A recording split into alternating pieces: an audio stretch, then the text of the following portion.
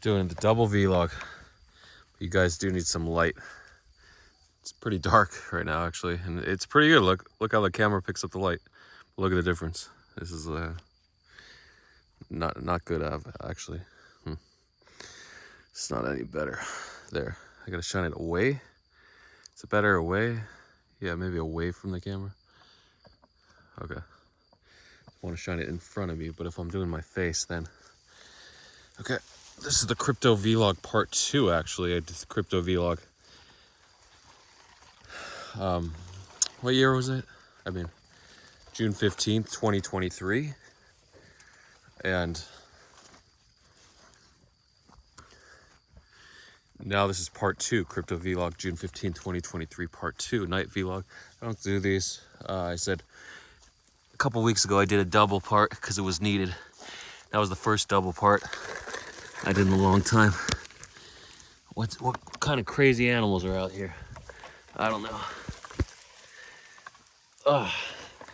Tree snakes? No, we don't really have tree snakes here. Mambas hiding in the trees. No, I know in Africa, Australia, all the good stuff. Asia, they got those trees. Venomous tree snakes popping out. Not here. Okay. So we'll do a 1x night vlog. So this will be short, like 10 minutes, maybe 15 minutes. Just one really big news trade today. We had the BlackRock ETF, files for the BlackRock files for Bitcoin ETF. There could be some rattlers out here, but it's kind of cool. They would be huddled up in little balls versus out on the prowl during a hot August night or something. Hey guys, what's on my foot? Stick. Okay. You coming, Bubbles? Yeah. See, this is no light. It's just the ambient light. Pretty good for the artificial, and this is the... See, there, light. There's no light. Okay.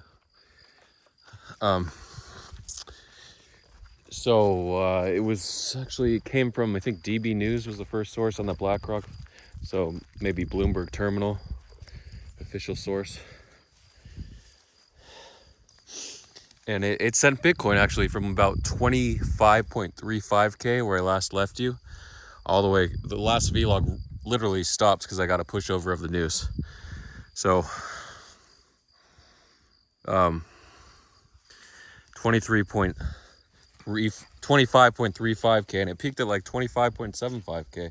So you got a $400 pump out of that, which is about 1.6%. Pretty decent, right? Special shout out to Han Trades for juicing. He made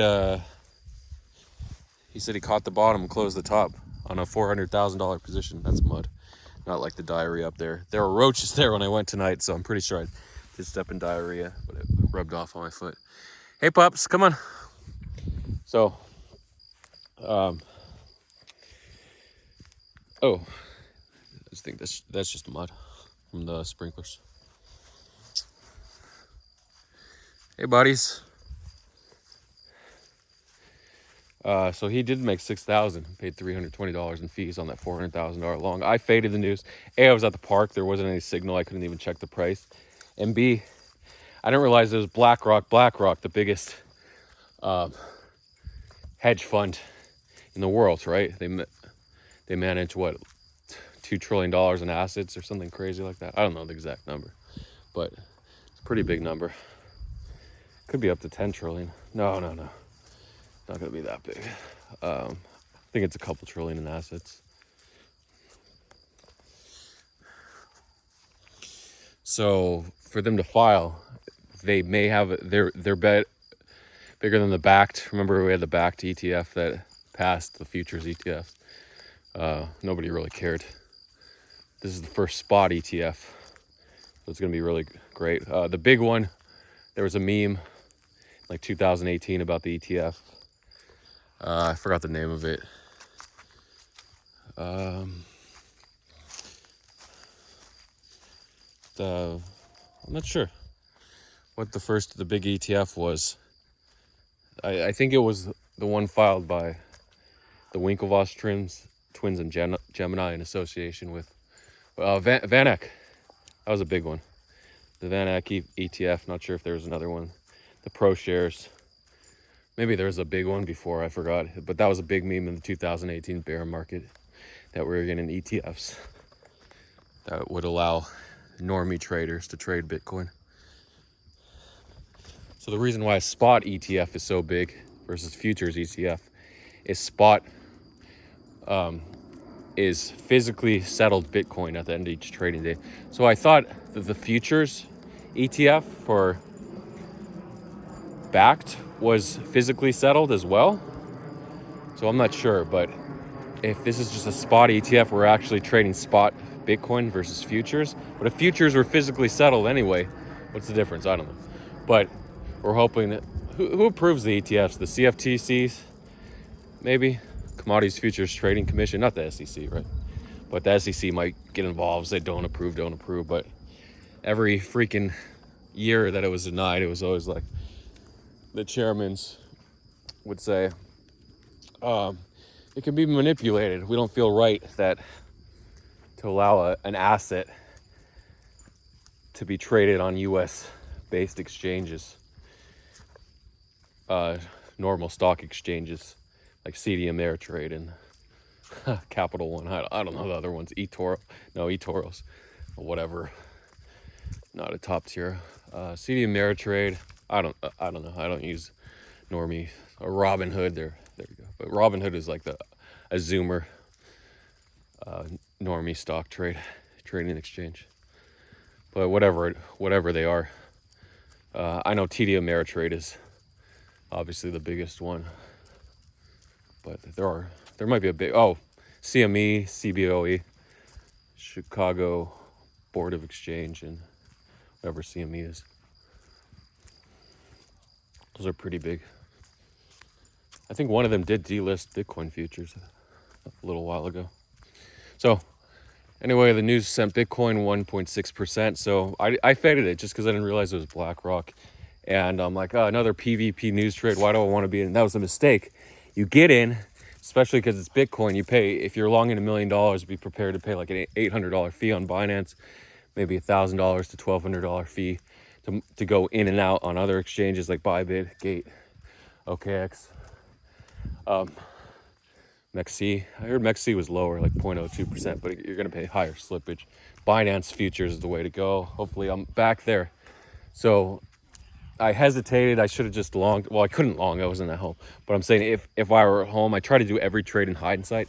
If I were at home, I don't think I would have even traded it. Is this even going to come up? I don't know.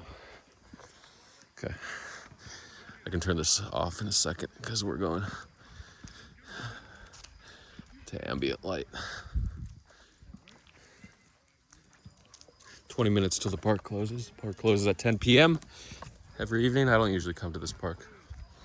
So, yeah, again, you just got to get in and hope it moves. But to pay that $1,000 fee, if it doesn't move on $1 million long, I don't know if it's worth it. But in this case, it would have been worth it. I would have made probably close for 1%. I would have made 10,000, maybe 9,000 after the $1,000 fee. So yeah, it would have been worth it. So again, Haunt Trades, congrats on making 6K or 5,500.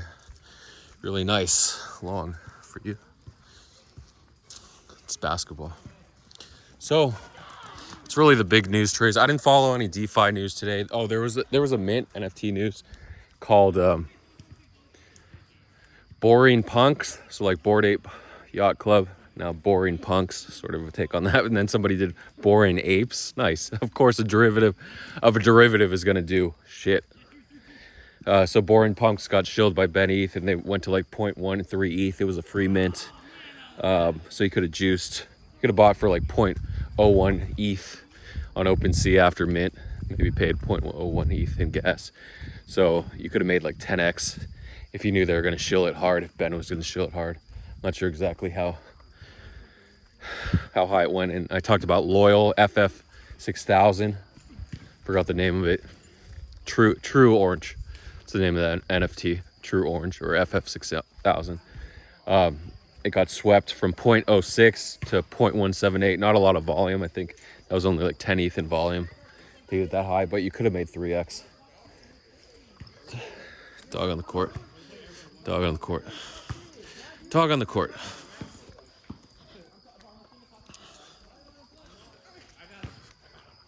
Got everyone? Oh, you could have got picked up off by a coyote in the bush, huh? A coyote could have got you. We don't have any coyote protectors anymore. Hi. Let's go. So let's just a couple things in the news. Just wanted to update you quickly. And remember to be positive. You can be negative, have all the money in the world. So the stages of happiness that you want.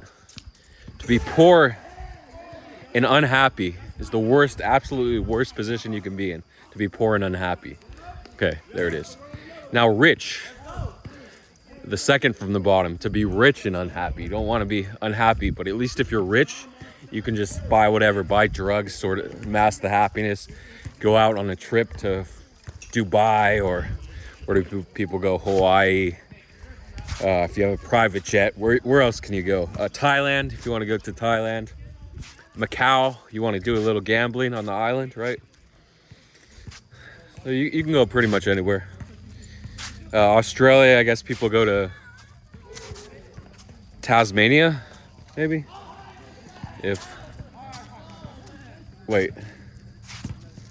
Tasmania. Is that the name of a TV show or a real place? Is it called Tasmania? The island?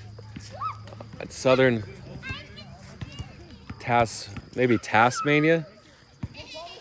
What's the name of that little island in Australia? I think it's Tasmania. Tasmania. Is it with a Z? No, Tasmania was the Fox show in the 90s when I was a kid. Part of Looney Tunes, or Tiny Toons.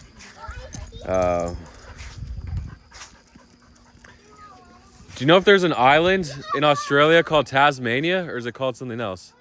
Yeah, that sounds familiar. Okay, yeah, so I guess it is called Tasmania, but maybe it doesn't have the hyphen like on the show with the Tasmanian Devil. But they do have the Tasmanian Devil, okay. If they do have the Tasmanian Devil, then it is called Tasmania. Okay. And actually, Crypto Runes grew up there as a kid. Oh, there's another puppy. See, it's so much clearer in the day. Okay, so level 2, to be rich and unhappy. And then we move to level 3, to be poor and happy. Yes, if you're poor and happy, you're pretty close to the top. If you can find a way to be poor and just... Dennis Rodman's father, basketball player in the 90s, kind of crazy. In the 2000s, he became good friends with Kim Jong-un. Took a few trips as a sort of basketball ambassador to the premier of North Korea. His father fathered 47 kids, or 46 siblings. So his father was probably poor.